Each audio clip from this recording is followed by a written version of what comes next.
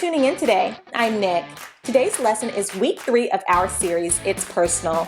We're looking to see what Luke 19 to better understand how Christ makes things personal for us and how we can make things personal with others. Before we jump into our lesson time, let's play a game. Our game today is Would You Rather? Let's get started.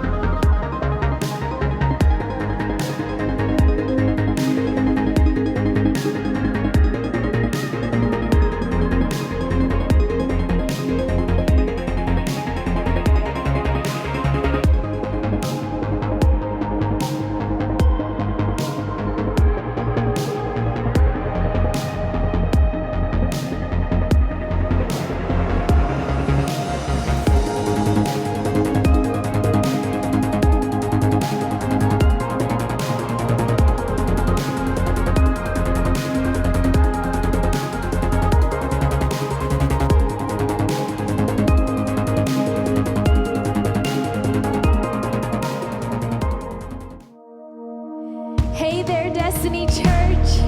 Wherever you might be right now, I just want to ask you to sing this song out with me. May this song be your anthem of faith. Miracles when you move, such an easy thing for you to do. Your hand is moving right now. You are still showing up at the tomb of every Lazarus, and your voice is calling me out. Right now, I know you're able, and I come through again. You can do all things. You can do all things but fail, 'cause you never lost a battle. No, you never lost a battle. I know, and I know you never will.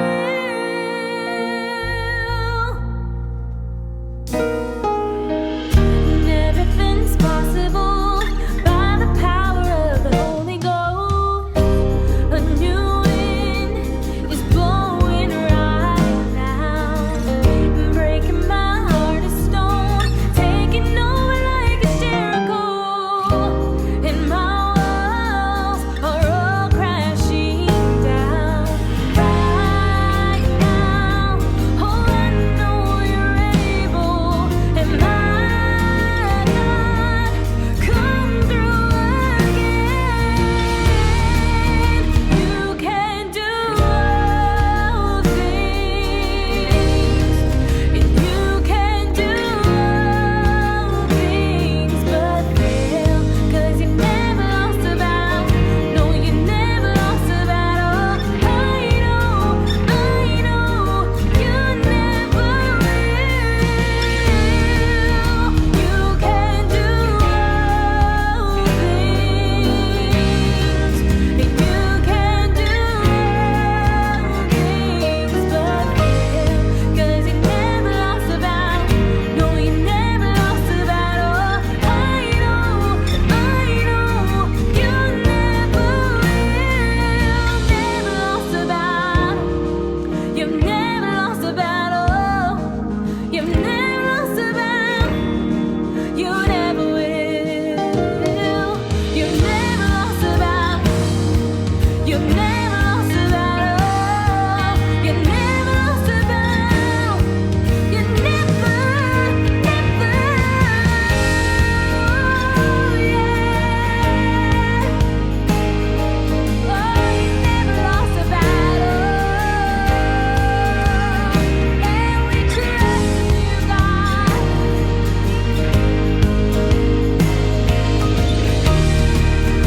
You can do all things.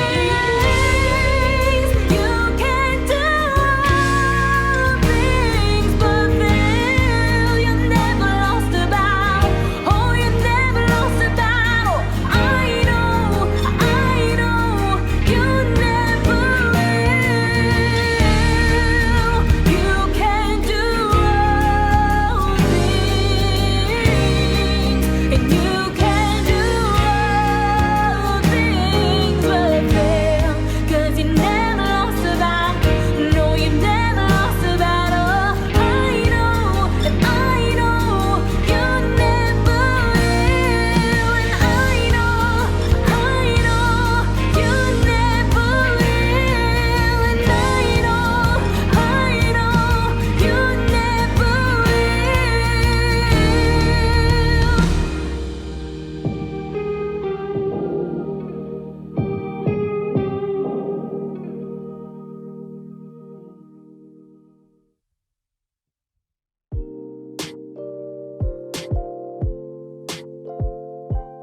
Hey, my name is Dylan, and I am a senior at Lanier High School. I'm really into FCA and cheer, and I'm gonna be sharing something personal. Okay, not that personal, just personal because, I'm a person and it means something to me. What most people don't know is my last name is actually Lau. It's Chinese, while my family is mainly Filipino. My first name's a little different too, because Dylan is usually stereotyped as a boy's name. But I really like my name because it makes me feel unique and empowered, which is why it's kind of annoying whenever substitute teachers call me Dylan Leo. When someone uses my name and makes an effort to say it right, it lets me know that they actually see me and accept me for who I am. Maybe it doesn't sound like a big deal, but you can't really know me unless you know me as Dylan Lau. It's not just a name, it's personal.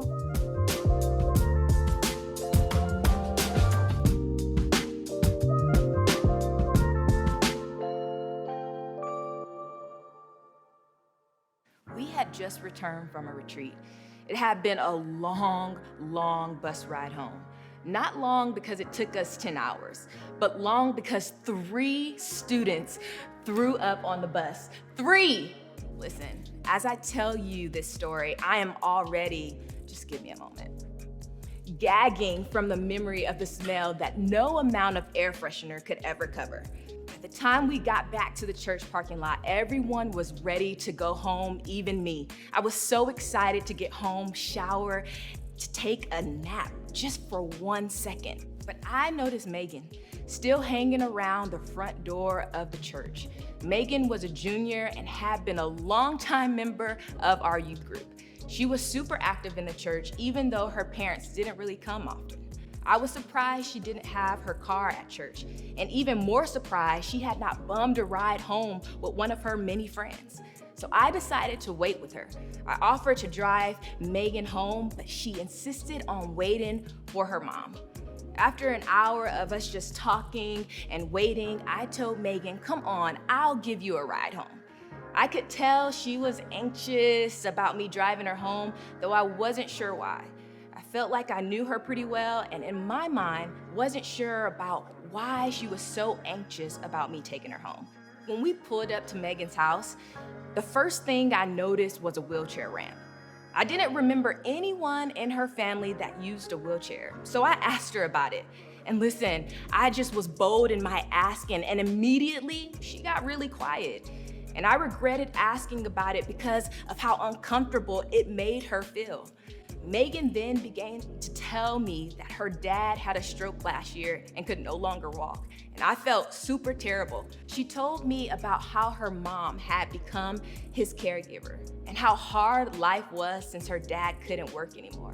And I felt terrible because Megan shared how embarrassed she was that her dad now needed care. And she no longer had friends over to her house because she didn't want anyone to see him like that.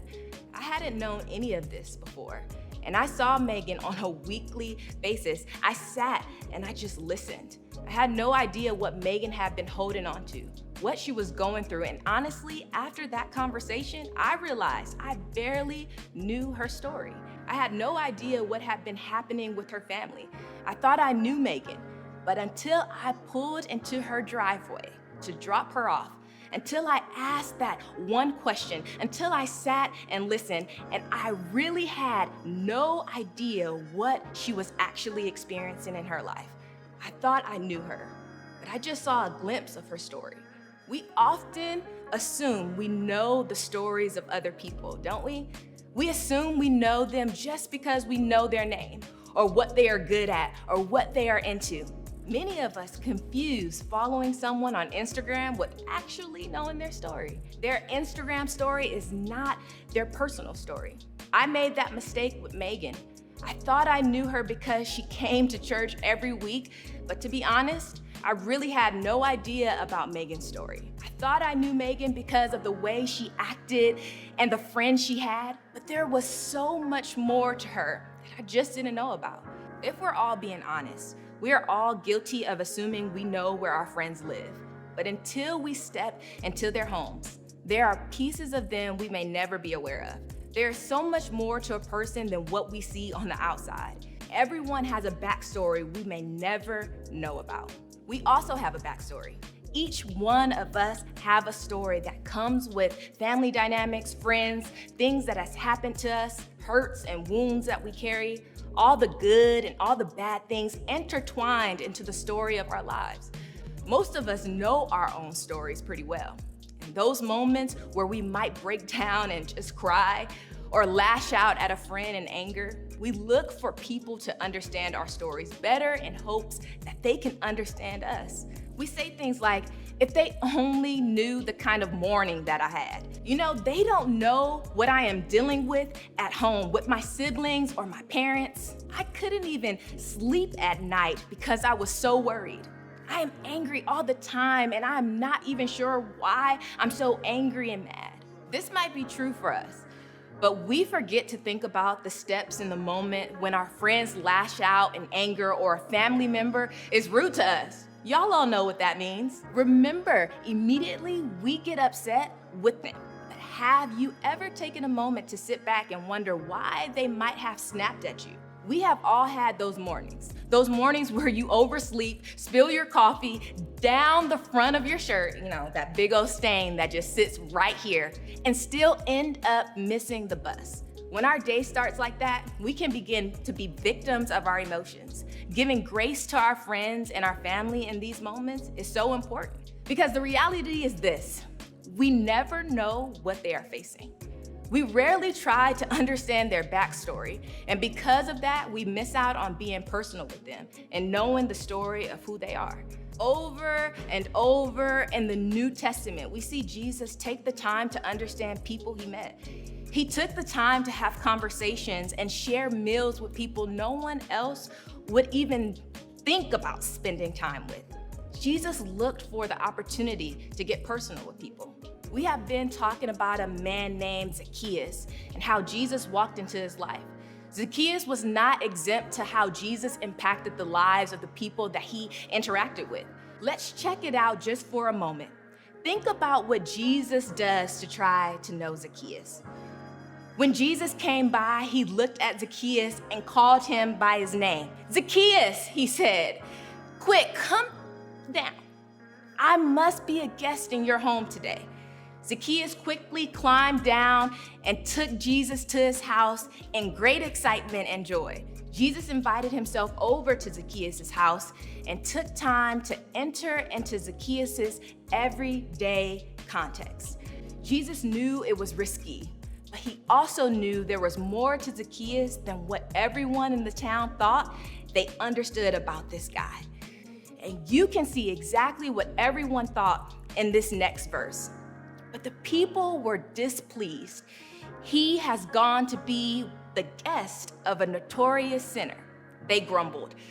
It clearly didn't go over well with some of the people in the town. They were all talking about it. You know, sometimes we gossip about those people we don't like either. The thing about Jesus is he didn't conform to the world's standards. He was looking to connect with Zacchaeus on a greater level. Jesus didn't care what the townspeople were saying. He wanted to step into the place Zacchaeus was most comfortable. That was his home. It was the place that Jesus knew he could get closer to Zacchaeus and learn more about the man Zacchaeus actually was. Where we live is more than our physical address. Understanding our circumstances and situation is the window into who we really are. There is a part of our story that not everyone gets invited to. But here's the thing: Jesus is God. He already knew Zacchaeus' backstory, but Jesus spending time in Zacchaeus' home makes it all more personal. He was able to connect with Zacchaeus in a way the crowd was not willing to accept. Jesus showed that he wanted to get to know Zacchaeus in a bigger way, to really understand him. And he did it by getting personal and showing up where Zacchaeus lived. When it comes to understanding our own stories and the stories of other people, we can take a look at the life of Jesus as he sought out ways to get personal with people and understand their stories. Take a look at this verse in Philippians. You must have the same attitude that Christ Jesus had. Though he was God, he did not think of equality with God as something to cling to. Instead, he gave up his divine privileges. He took the humble position of a servant and was born a human being. When he appeared in human form, he humbled himself in obedience to God and died a criminal's death on a cross. Jesus stepped into our world as a human. He walked the earth to step into our story, to experience our world and where we live. Jesus made God personal for us. When we read the story of Jesus, he sometimes forget that moments that allow Jesus to understand and connect with our own stories. Same exact moments from your story may not have happened to him, but we can't forget that as a human, Jesus, he was once a baby who cried all night, just like you and I. He had to deal with siblings. He was forgotten by his parents. He experienced loss as one of his best friends died.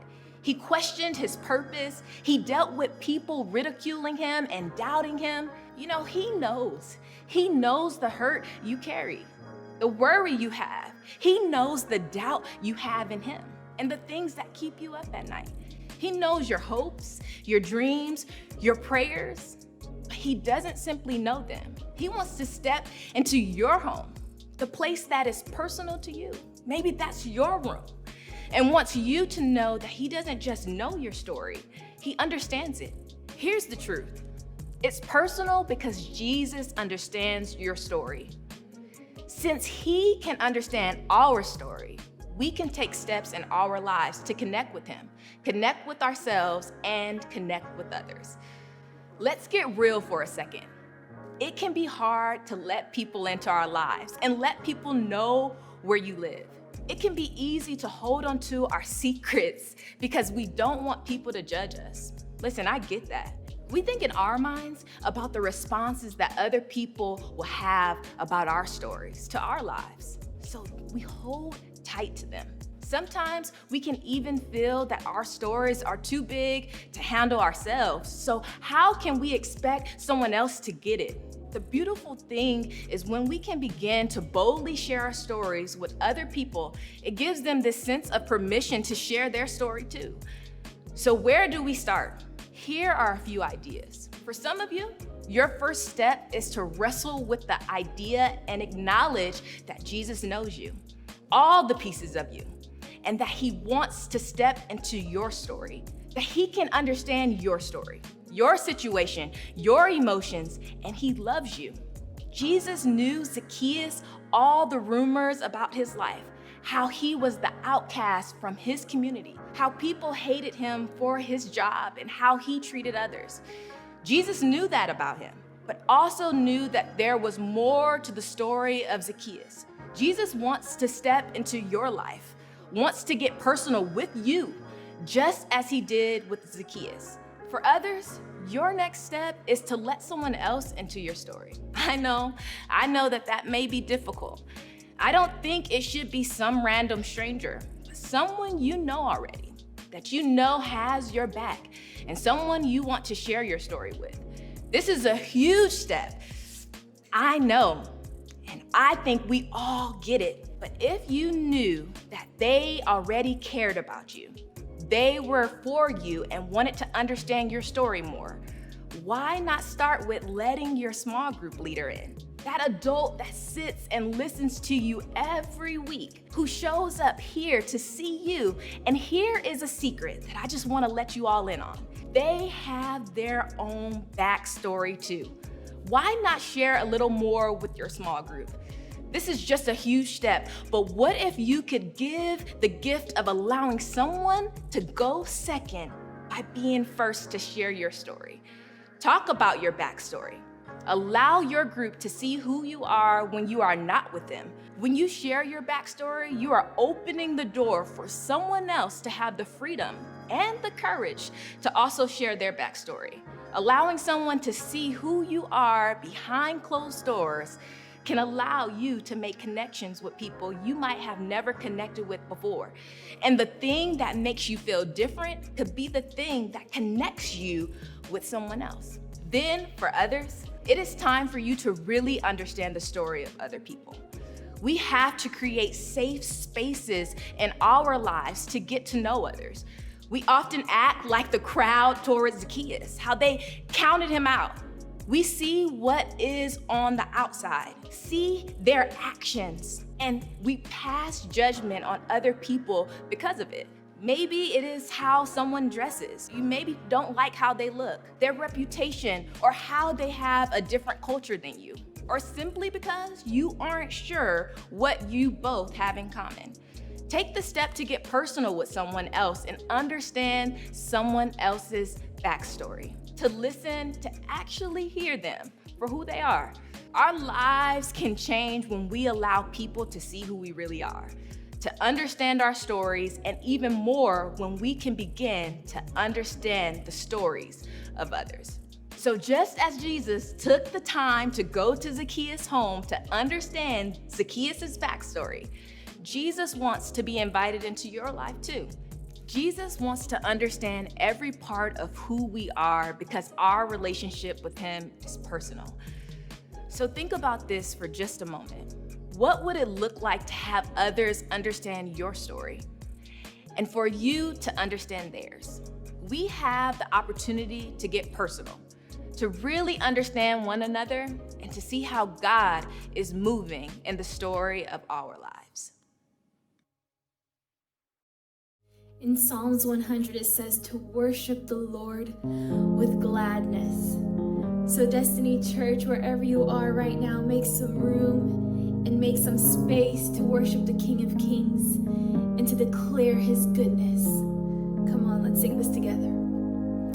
Let the King of my heart be the mountain where I run, the fountain I drink from. Oh, he is my song. Let the King of my heart be the shadow where I hide, the ransom for my life. Oh, he is my song. 'Cause you are good, good.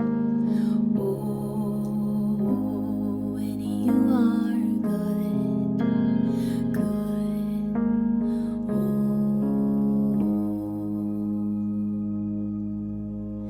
Let the King of my heart be the wind inside my sails, the anchor in the waves. Oh, he is my song. Let the King of my heart be the fire inside my veins, the echo of my days. Oh, he is my song. 'Cause you are good, good. Oh, and you are good, good. Oh, and you are good, good. Oh, and you are good, good.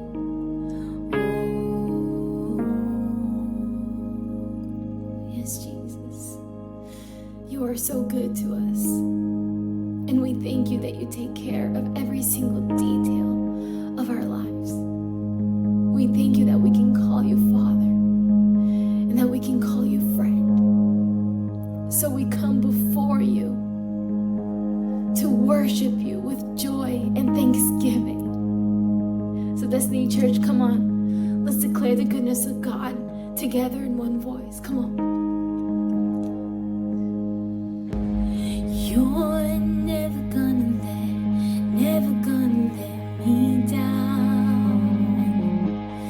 You're never gonna let me down. You're never gonna let me down. Come on, do you believe that? You're never gonna. Come on and raise your voice and sing it out. You're never gonna let me down. No, you won't. You're never gonna let me down.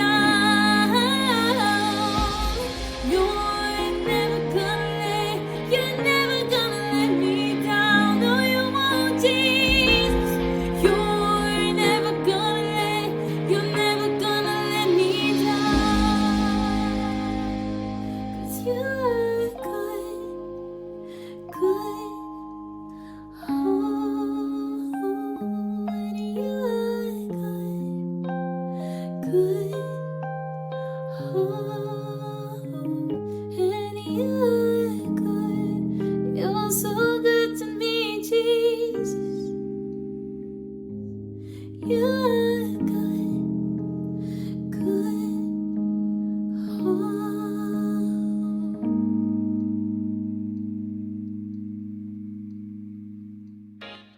for joining Journey Youth Online. If you have any questions, need support, or want to start a personal relationship with Christ, you can email us at youth@discoverdestiny.org or text 817-587-4408. See you next week.